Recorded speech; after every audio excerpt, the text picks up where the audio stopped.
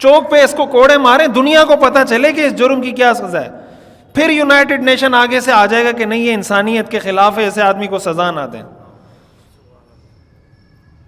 یہ آزادی کے کیا ہے, خلاف ہے کہ ایسے یہ سر عام سزا دینا تو انسانیت کی تذلیل ہے. یہ جو اس نے بچے کے ساتھ کیا یہ کیا کیا ہے, یہ انسانیت کی تذلیل نہیں تھی. یہ جو امریکہ نے افغانستان میں بم برسائے یہ انسان نہیں تھے.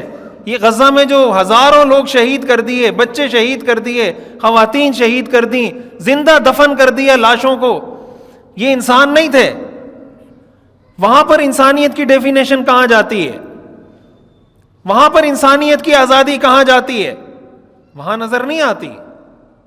ہاں کسی مجرم کو سر عام سزا دینے کی بات کی جاتی ہے تو انسانیت یاد آ جاتی ہے.